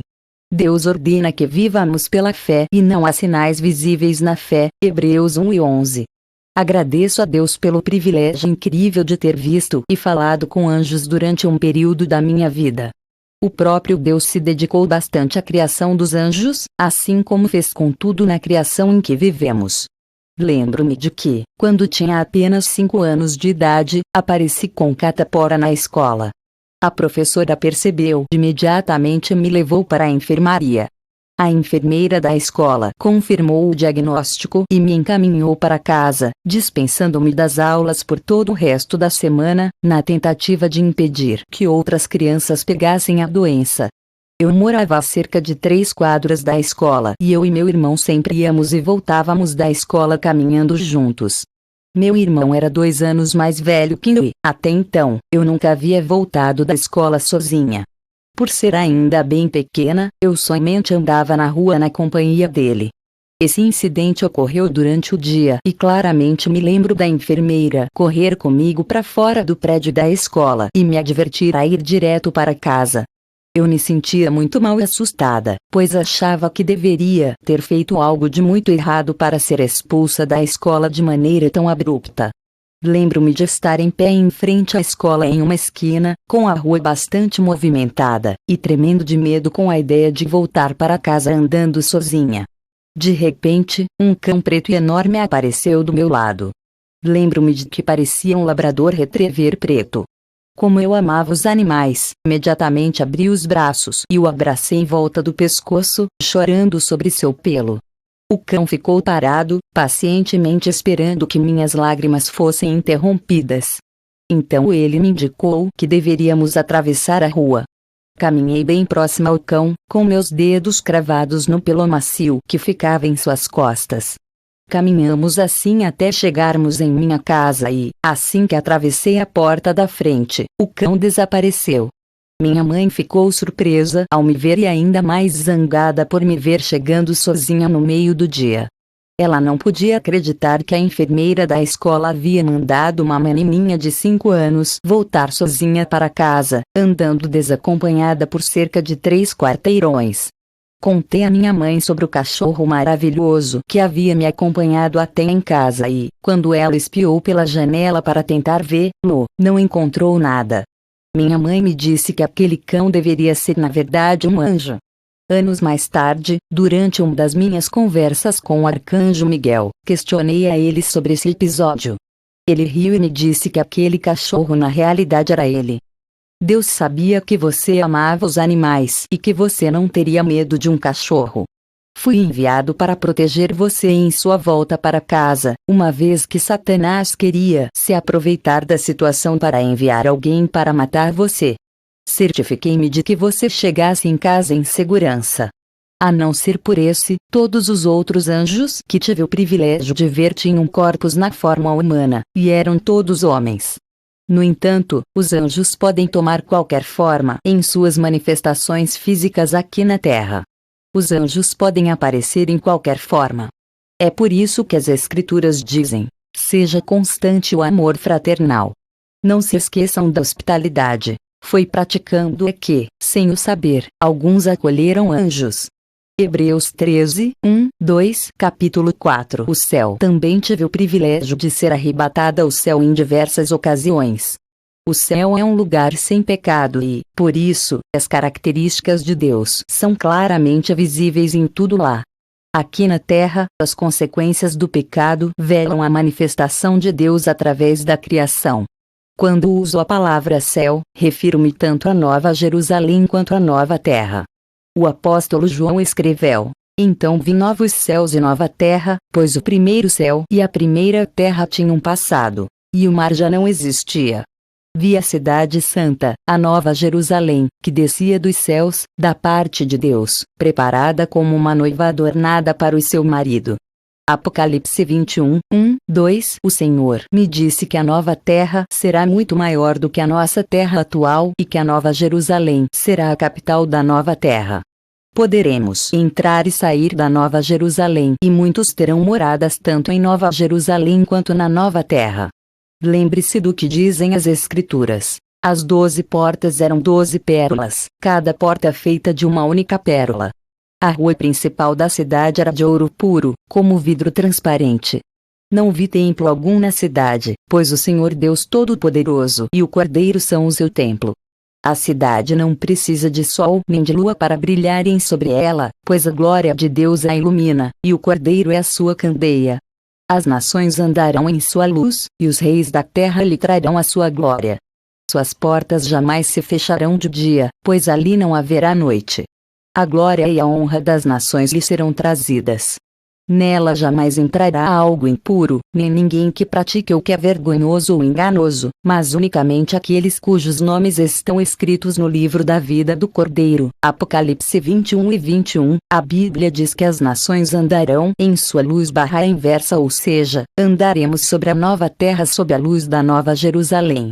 Os únicos que ingressarão nessa cidade serão aqueles cujos nomes estão escritos no livro da vida do Cordeiro. Esses versículos deixam bem claro que viveremos tanto na nova terra quanto na Nova Jerusalém. Algo bastante interessante que percebi foi que não havia sombras no céu, ou seja, nem na Nova Jerusalém nem na nova terra. Isso é porque tudo será iluminado pela glória de Jesus. Sua glória estará presente em todos os lugares. Não haverá uma única fonte de luz, como acontece com o sol aqui na Terra. Nas florestas, sob as árvores, haverá tanta luz quanto nos campos, onde não há árvores. O trono de Deus fica no ponto mais alto da Nova Jerusalém, e é alto mesmo. Acredito que será também o lugar mais alto da nova Terra. Segundo as medidas informadas no livro do Apocalipse, em 21 e 15, 16, a Nova Jerusalém terá 2.200 quilômetros de comprimento, de largura e de altura. Isso faz o prédio mais alto de Nova York parecer uma formiguinha. Uma metrópole desse tamanho no meio dos Estados Unidos iria do Canadá ao México e dos Apalaches à costa da Califórnia. Não precisamos ter a preocupação de o céu ficar lotado.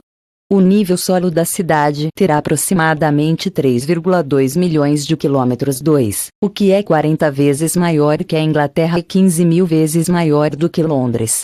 Também é 10 vezes maior que a França, que a Alemanha e bem maior que a Índia. O Céu, de Randy Alcorn, publicado pela editora Valente / Propósito Eterno. Hesito um pouco em compartilhar minhas experiências, porque compreendo que tudo o que vi e ouvi no céu foi filtrado por minha mente e entendimento. Como há inúmeras coisas no céu que nunca vi, ouvi nem jamais pude imaginar, então tenho total ciência de que pode haver algum equívoco na maneira como as percebi determinada. Por exemplo, no livro do Apocalipse, no qual o apóstolo João escreveu sobre o anticristo e o chamou da besta, ele descreve o que viu da seguinte maneira: por causa dos sinais que lhe foi permitido realizar em nome da primeira besta. Ela enganou os habitantes da terra. Ordenou-lhes que fizessem uma imagem em honra à besta que fora ferida pela espada e contudo reviverá. foi-lhe dado poder para dar fôlego à imagem da primeira besta, de modo que ela podia falar e fazer que fossem mortos todos os que se recusassem a adorar a imagem. Apocalipse 13, 14, 15. Não tenho dúvida de que quando o apóstolo João viu a imagem da besta, o anticristo, falando, ele estava de fato diante de um aparelho de televisão. Ele não sabia o que era uma televisão, então, a única forma que conseguiu descrevê-la foi como um poder sendo transmitido para fazer a imagem falar. Não quero ser imprecisa de forma alguma, então, por favor, compreenda que estou descrevendo as experiências que tive como pude percebê-las. Como Deus me criou de forma tão apaixonada pelos animais, sempre fiquei me questionando o que aconteceria com meus amados bichinhos depois que partissem. A única coisa que já ouvi os pastores ensinando é que os animais não possuem a alma e, por isso, quando morrem, esse é o fim para eles. Simplesmente partiram para sempre. Na verdade, até ler o maravilhoso livro O Céu, de Randy Alcorn, publicado pela editora Valente Propósito Eterno, jamais havia ouvido qualquer pastor ou mestre dizer que Deus de fato dava qualquer importância aos animais. Somente após estar mais de 3 anos profundamente envolvida com batalha espiritual foi que o Senhor começou a responder algumas das minhas dúvidas sobre o destino dos animais. Durante a batalha que descrevi, ele veio para libertar os cativos, e durante meu primeiro ano de prática médica, minha preciosa mãe era a única amiga que eu tinha e a única pessoa na Terra que compreendia a guerra espiritual na qual eu estava engajada e a vontade de Deus para minha vida. Minha mãe não era apenas minha única amiga íntima, ela era todo o apoio que eu tinha.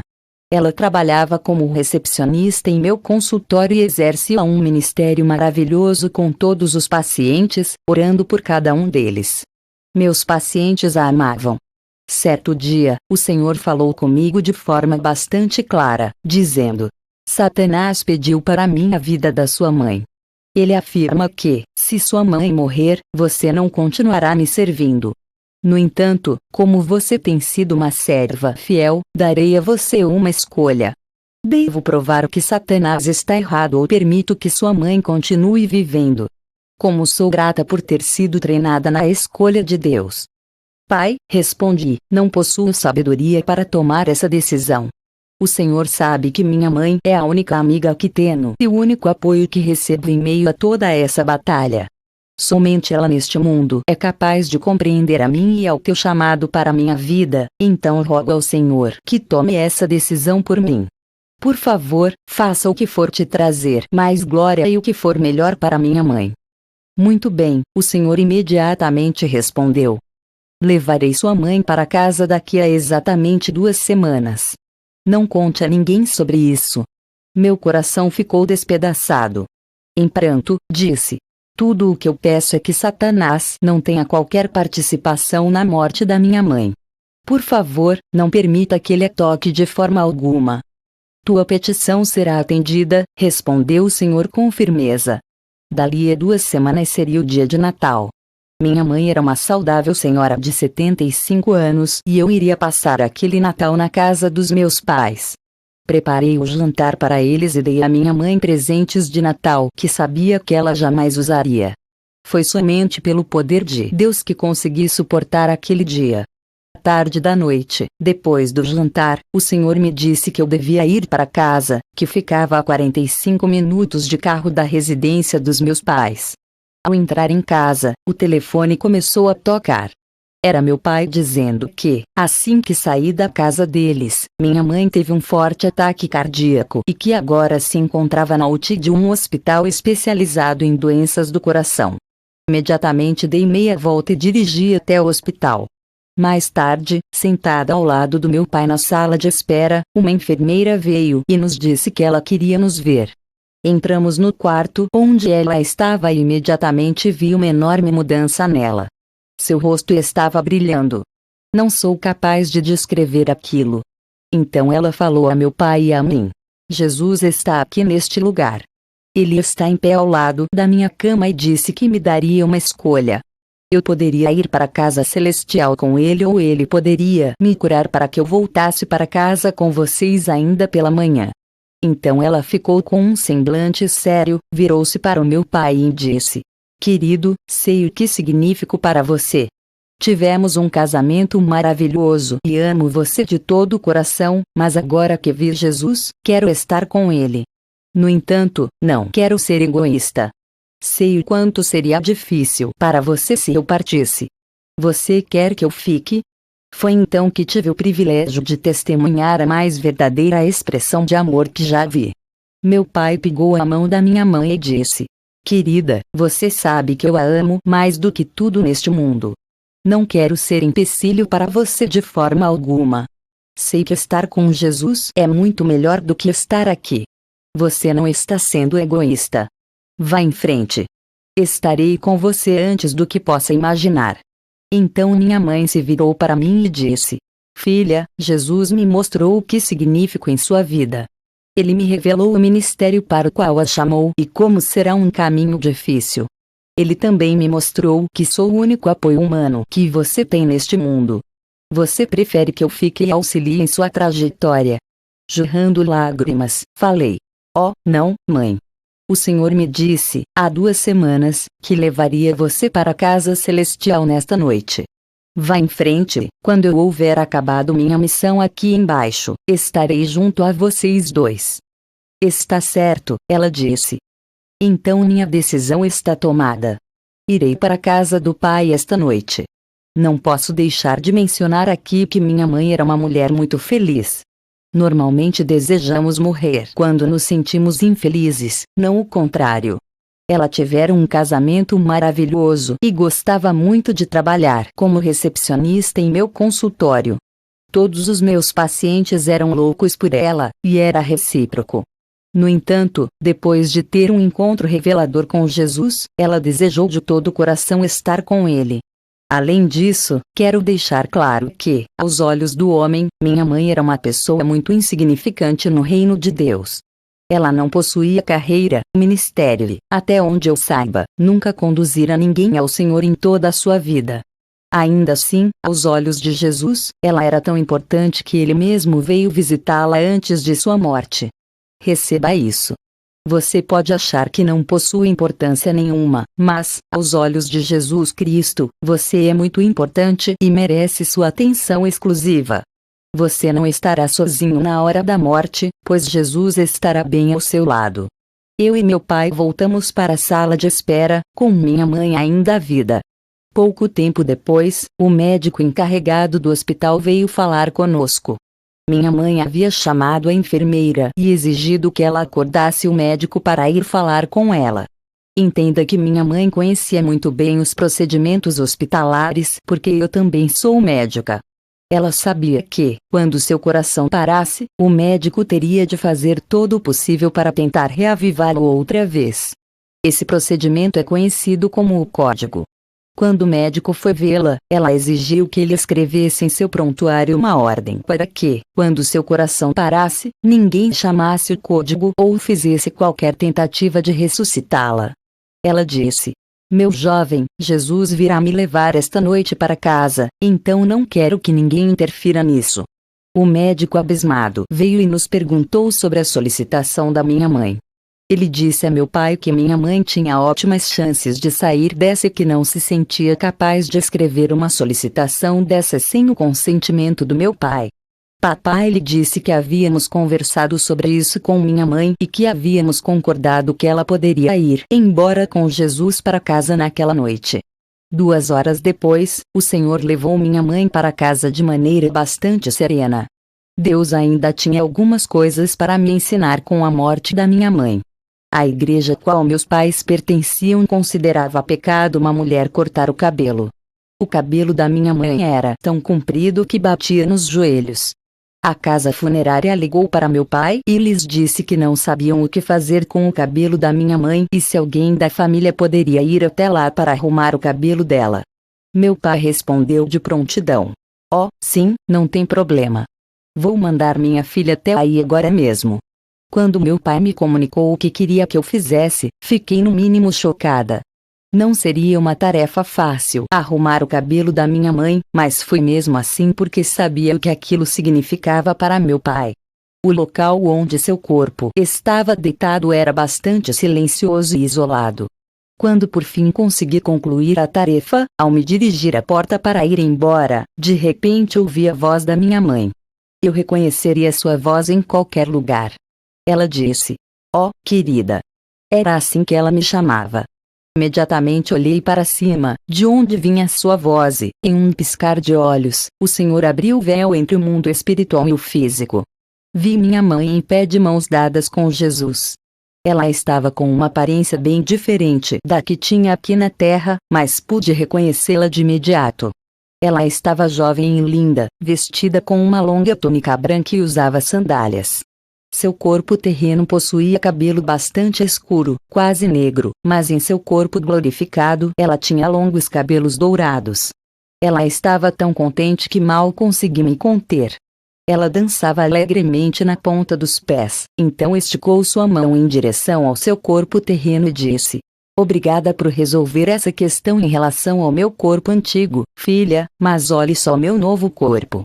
Então ela saiu dançando e pulando, e desapareceu da visão. O véu se fechou e eu estava novamente sozinha na sala. Por um breve momento, fui permitida ver minha mãe em seu corpo novo e glorificado. Ela estava imensamente contente e inundada de alegria. Tive muito sobre o que refletir enquanto voltava da funerária para casa. Na noite em que minha mãe morreu, ao levar meu pai do hospital para casa, decidi passar o resto da noite lá com ele. Meu sofrimento era intenso, mesmo sabendo que Deus estava no controle de toda a situação. Ao me virar na cama de um lado para o outro, subitamente, fui arrebatada ao céu. Olhei em volta e percebi que estava sentada próxima ao topo de uma elevada montanha no meio de um campo coberto com uma grama linda e verdinha. Ao olhar para baixo, vi à distância um riacho reluzente que cortava todo o vale até a base da montanha e, em cada uma das extremidades do riacho, havia uma enorme árvore com folhas verde escuro. Muitas pessoas e animais descansavam ao redor de cada uma das árvores, como se arrancassem suas folhas e as comessem. Lembro-me de observar com espanto uma girafa bem alta que se inclinava sobre o topo de uma das árvores para pegar uma folha. Fiquei ali refletindo sobre o que estava observando quando, de repente, ouvi um barulho e me virei a tempo de ver Nanook correndo em minha direção. Ela pulou sobre mim, colocando suas duas patas dianteiras sobre meu peito e me nocauteando de costas no chão. Nanook era uma linda cusqui siberiano que fora minha e a qual eu amei muito. Ela havia morrido 8 anos antes desse incidente.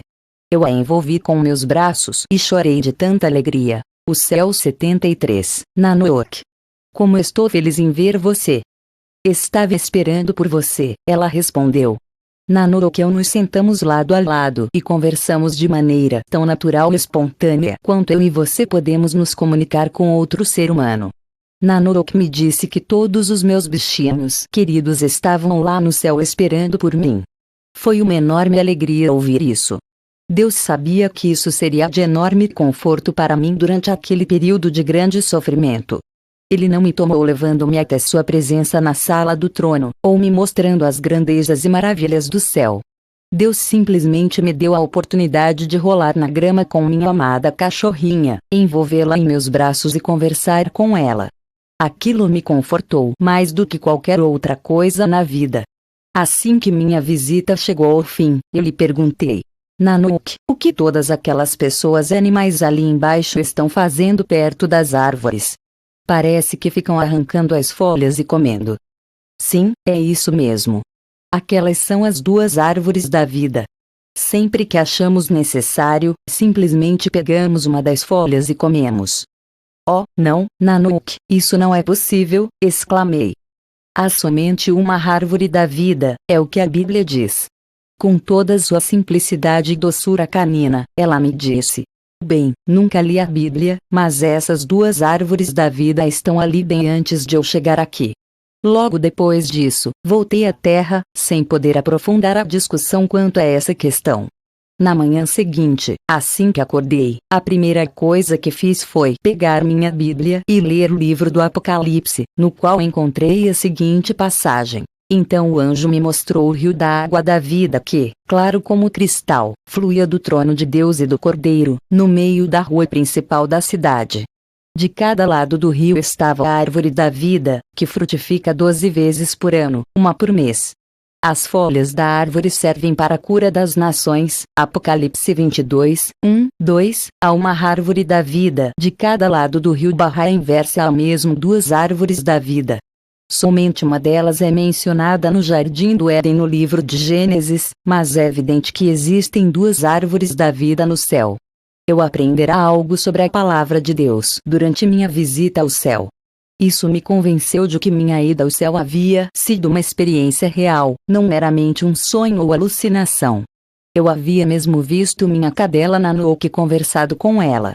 Por fim, tive total convicção de que Deus de fato leva nossos amados bichinhos de estimação para o céu depois que morrem. Nós os veremos outra vez e poderemos desfrutar da companhia deles durante toda a eternidade.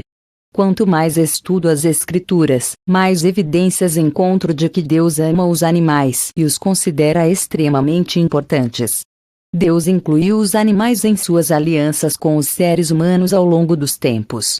Vou estabelecer a minha aliança com vocês e com os seus futuros descendentes, e com todo ser vivo que está com vocês. As aves, os rebanhos domésticos e os animais selvagens, todos os que saíram da arca com vocês, todos os seres vivos da terra.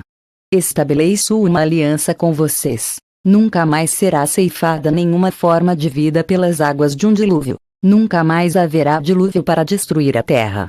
E Deus prosseguiu. Este é o sinal da aliança que estou fazendo entre mim e vocês e com todos os seres vivos que estão com vocês, para todas as gerações futuras. O meu arco que coloquei nas nuvens será o sinal da minha aliança com a terra. Gênesis 9, 8, 13. Deus não somente fez uma aliança com Noé, mas também com todo ser vivo sobre a terra. Veja a seguinte passagem no livro de Romanos. A natureza criada aguarda, com grande expectativa, que os filhos de Deus sejam revelados. Pois ela foi submetida à inutilidade, não pela sua própria escolha, mas por causa da vontade daquele que a sujeitou, na esperança de que a própria natureza criada será libertada da escravidão da decadência em que se encontra, recebendo a gloriosa liberdade dos filhos de Deus. Sabemos que toda a natureza criada geme até agora, como em dores de parto. E não só isso, mas nós mesmos, que temos os primeiros frutos do Espírito, gememos interiormente, esperando ansiosamente nossa adoção como filhos, a redenção do nosso corpo. Romanos 8 e 19, 23, volte e leia novamente essa passagem bíblica, bem devagar, até que consiga compreendê-la plenamente. Esses versículos estão nos dizendo que toda a criação foi submetida à corrupção do pecado. As terríveis consequências do pecado do homem caíram sobre todos os seres viventes na terra. Os animais que antes viviam em perfeita harmonia e amor juntos agora precisam matar e devorar uns aos outros para sobreviver. Os animais que antes habitavam em plena harmonia e amor com Adão e Eva agora são maltratados, torturados e mortos pelos homens. Deus deu a Adão, a Eva e a todos os seus descendentes o domínio sobre toda a criação e todos os demais seres viventes. Como resultado, a humanidade tem tratado de maneira cruel essas criaturas por causa do pecado que habita dentro de cada ser humano. Os animais que antes viviam plenamente agora sofrem todo tipo de doenças e fome. Não foi da vontade deles se sujeitarem às terríveis consequências do pecado da humanidade, mas Deus lhes deu uma esperança. Assim como Deus fez com que se submetessem à corrupção que penetrou o mundo por causa do pecado do homem, da mesma forma todas as criaturas desfrutariam da mesma esperança que Deus deu à humanidade, a de que um dia Jesus viria nos trazer a redenção, tornando possível cada um de nós recebermos um corpo novo e glorificado, e permitir que habitássemos todos juntos no céu com Deus por toda a eternidade. É isso que as Escrituras querem dizer com toda a natureza criada geme até agora, como em dores de parto. Pelo que a criação geme. Toda a criação aguarda, com grande expectativa, que os filhos de Deus sejam revelados. Por quê? Porque quando a redenção final dos seres humanos chegar, também chegará a redenção de todas as demais criaturas da corrupção e das consequências do pecado. Porque a própria natureza criada será libertada da escravidão da decadência em que se encontra. Deus prometeu a toda criatura vivente que ela seria libertada da escravidão da decadência em que se encontra. Seus corpos serão remidos e renovados da mesma maneira que os nossos. Os animais estarão no céu e sobre a nova terra. Deus ama e valoriza os animais. Nós gostamos de citar João 13,16, mas costumamos minimizar o significado de suas palavras. Porque Deus tanto amou o mundo que deu o seu Filho unigênito. Perceba bem que o versículo emprega a palavra mundo e não exclusivamente a palavra homem. Em uma das minhas visitas ao céu, Deus me conduziu por um passeio para me mostrar o que as diversas criaturas no céu faziam. Fiquei imensamente maravilhado ao ver que cada uma delas tinha uma função específica a ser realizada, e cumpriam com imensa satisfação suas atribuições. Uma abelha grande e fofa, sob comando de Deus, veio e pousou sobre o meu dedo. Ela me disse, em uma voz de zumbido, cheia de orgulho, que era responsável por produzir o mel para a mesa do rei. Então uma linda borboleta veio e pousou em minha mão. Ela me disse com suavidade que eu precisava me concentrar para ouvir o que ela tinha a me dizer. Então falou que sua função era voar de uma flor para outra espelhando pólen, ajudando na reprodução das plantas. Isso é algo muito importante, ela disse, pois as flores produzem as fragrâncias usadas no incenso e nos perfumes do rei. Conversei também com uma vaca que me disse cheia de satisfação que produzia o leite, também usado para fazer manteiga e queijos para a mesa do rei. Vi campos de plantações diferentes de tudo que eu já havia visto aqui na terra. Os anjos se moviam por esses campos fazendo as colheitas. Então fui levada para um lugar no qual vi os anjos tecendo com bastante cuidado, a partir do material colhido naquelas plantas, o material que era usado para fazer as vestes que todos usavam no céu. Um dos anjos me disse que era necessário uma grande quantidade de seda para fazer isso, e que todos os anjos que trabalhavam naquela área sentiam uma enorme satisfação e alegria em honrar ao rei produzindo esse material.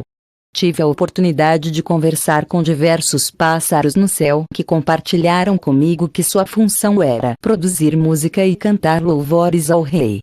Deus criou todas as suas criaturas para terem grande satisfação em trabalhar e realizar suas tarefas. Nós, seres humanos, também estaremos bastante atarefados no céu. Certa vez, enquanto conversava com Joshua, ele me fez um comentário de que no céu, na eternidade, ele seria um dos meus servos. Eu o encarei por alguns instantes e então chacoalhei a cabeça e exclamei: eu acho que não. Joshua fez uma expressão de surpresa. Como assim? Ele perguntou. Você tem algum problema pessoal comigo? Não, querido, é claro que não tenho problema nenhum com você. Na verdade, acho você um anjo maravilhoso. Mas, ouça, Joshua, quando eu chegar ao céu e receber meu corpo glorificado, nunca mais ficarei cansada ou doente. Para que precisarei de um servo? Você encontrará outra pessoa para servir e eu também encontrarei alguém a quem servir. Ele me olhou com os olhos arregalados e então caiu na gargalhada. Rebeca, o que você por acaso acha que ficará fazendo no céu?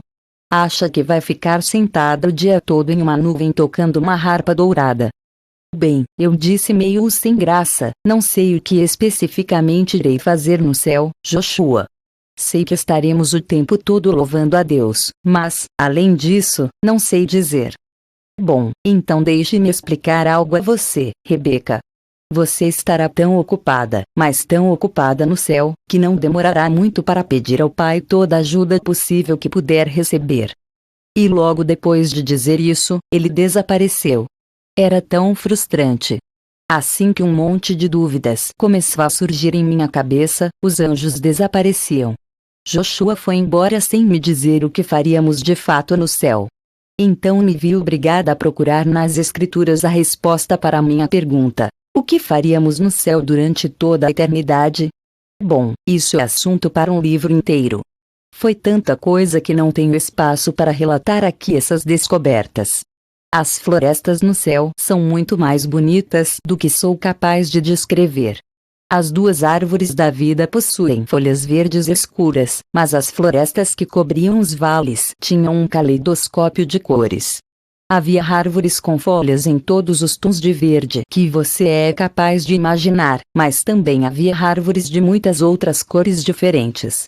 As encostas resplandeciam com as cores lindas que emanavam de todas aquelas árvores, parecido com uma floresta aqui na terra durante o outono, quando as folhas se tornam vermelhas, laranjas, amarelas e douradas.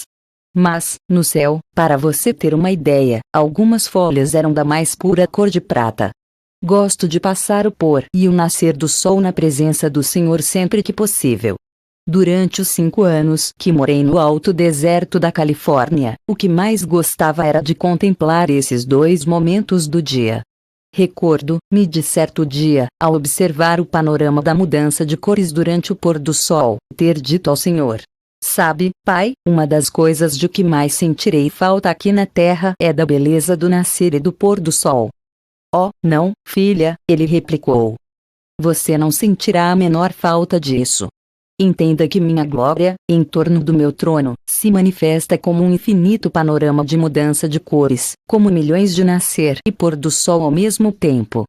Foi isso que João tentou descrever quando disse: aquele que estava assentado era de aspecto semelhante a jaspe sardônio. Um arco-íris, parecendo uma esmeralda, circundava o trono. Apocalipse 4:3. João ficou tão maravilhado com a beleza da minha glória que teve dificuldades em descrever o que vira. Fiquei refletindo sobre o que o Senhor acabara de me dizer, com minha mente fazendo uma retrospectiva de uma experiência maravilhosa que eu tivera há muito tempo atrás durante o meu 4º ano de medicina. Eu havia acabado de chegar ao hospital cedo pela manhã em meio a uma terrível tempestade. Depois de estacionar o carro, saí correndo até a entrada do hospital quando, de repente, o sol rompeu por entre as nuvens e um lindo arco-íris se formou do céu até o chão em minha frente. Corri em direção à luz e fiquei no meio daquele arco-íris. Eu nunca havia visto nada tão lindo quanto as cores daquele arco-íris. Em absoluto deleite, levantei os braços e fiquei rodando em círculos. Sentia como se pudesse literalmente tocar as cores e segurá-las nas mãos. Eu cheguei atrasada para o trabalho naquele dia simplesmente porque não conseguia me afastar daquele arco-íris. Fiquei ali em pé em meio àquela luz maravilhosa cheia de cores louvando ao Senhor. Quando o arco-íris finalmente se dissipou, entrei no prédio do hospital e tive uma certa dificuldade para explicar ao médico encarregado do plantão de que havia me atrasado por ficar rodando em um arco-íris que tocava o chão. Depois, lembrando-me do ocorrido, o Senhor falou novamente comigo. "Sim, filha. Aquilo foi um presente meu para você. Permiti que você de fato visse e sentisse minha glória por alguns momentos. Essa foi apenas uma provinha das maravilhas que esperam você e das experiências que terá no céu. A beleza e a pureza das cores daquela luz jamais poderão ser reproduzidas por qualquer pigmento aqui na Terra. Não estaremos limitados pelo tempo na eternidade como estamos aqui na Terra. Como não haverá pecado, não haverá morte nem envelhecimento. No entanto, enquanto estava no céu, tinha ciência da diferença entre o presente, o passado e o futuro. Então, de certa maneira, há uma consciência quanto à passagem do tempo, se quiser dizer dessa forma. Mas não vemos o tempo como uma medida de quantidade, como aqui na Terra. Durante as ocasiões em que estive no céu, parecia que eu havia passado bastante tempo lá, mas, ao voltar para a Terra, havia-se passado pouquíssimo do nosso tempo cronológico. O interessante é que nunca vi nenhuma das mansões mencionadas nas Escrituras. Na verdade, não vi nenhum tipo de habitação durante minhas diversas visitas ao céu. Vi a sala do trono de Deus muitas vezes, mas minhas lembranças dessas experiências são bastante limitadas. Sempre vi o trono de Deus como algo extremamente brilhante e branco, com o assoalho da sala feito do mais puro e reluzente diamante. Olhei bastante para o assoalho da sala do trono de Deus durante essas visitas porque ficava o tempo todo de joelhos com o rosto próximo ao chão. e impossível ficar em pé na presença de Deus a menos que Ele nos erga e nos permita ficar levantados. Nunca me foi permitido lembrar de ter visto a face de Deus Pai. Tenho algumas impressões dela, mas não uma lembrança clara. Deus não está limitado por nenhum corpo físico, então pode se manifestar da maneira que escolher. Durante as várias vezes em que estive na sala do trono de Deus, Ele sempre se apresentou na forma de um ser humano. Acho que isso foi porque seria a maneira mais fácil de eu compreender. Desde a mais tenra infância, sempre desejei fazer aulas de balé. A igreja na qual cresci acredita que qualquer forma de dança era um pecado terrível, então, evidentemente, meus pais disseram não aos meus inúmeros pedidos de aprender a dançar. Esse desejo profundo permaneceu em meu coração durante toda a minha vida, mas foi algo que nunca me permitiram realizar. Em uma das minhas viagens ao céu, lembro-me claramente de um grupo bastante grande de pessoas na presença de Deus. Havia uma orquestra grande e maravilhosa tocando as mais lindas melodias. Recordo-me com total clareza de ter tido a oportunidade de dançar com Jesus. A dança era uma mistura de balé e dança de salão. Eu me movimentava sem qualquer esforço ao ritmo das melodias, em uma linda dança.